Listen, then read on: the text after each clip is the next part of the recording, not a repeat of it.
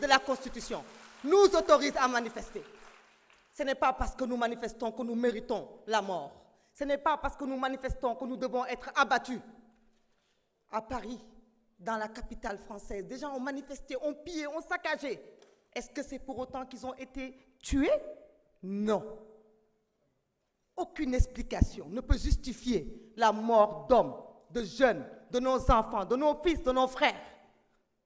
La honte voudrait que ceux qui se sont tués, se sont terrés, se sont cachés pendant qu'on tuait nos frères, la décence voudrait que cela se taise aujourd'hui. Se taire au plus loin, n'ose pas porter la parole. Mais nous sommes en démocratie. C'est la démocratie qui permet aux uns et aux autres de parler.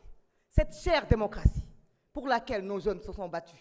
Cette chère démocratie pour laquelle des gens ont perdu la vie. Nous comptons les morts que nous avons trouvés enterrés. Rappelons-nous aussi de ceux-là qui ont fui pour ne pas mourir. Qu'est devenu Papito Kara?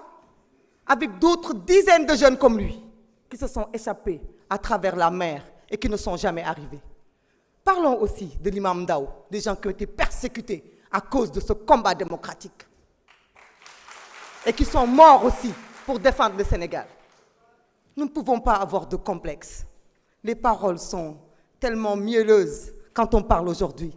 Nos mots sont forts. Beaucoup d'entre nous pouvaient s'abstenir de parler. Mais vous savez pourquoi nous parlons?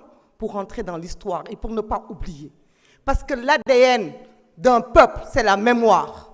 Tant que nous nous souviendrons, personne ne pourra oublier.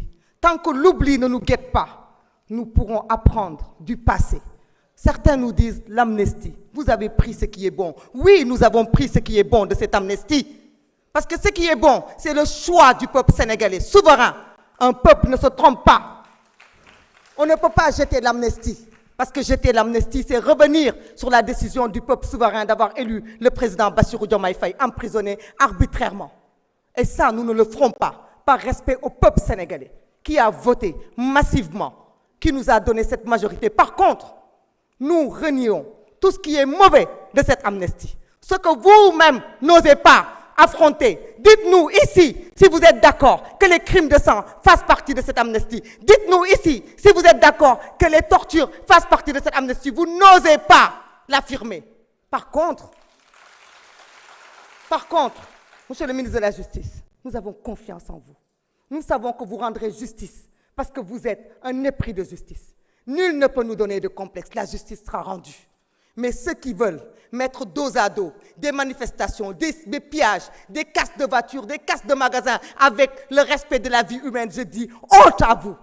Honte à vous et nous sommes là pour vous obliger à vous souvenir et nous sommes là pour que l'oubli ne guette pas notre peuple parce que nous sommes un peuple digne et un peuple qui n'oubliera pas ce qui s'est passé de 2021 à 2024. Nous sommes ce peuple fier. Merci au peuple sénégalais.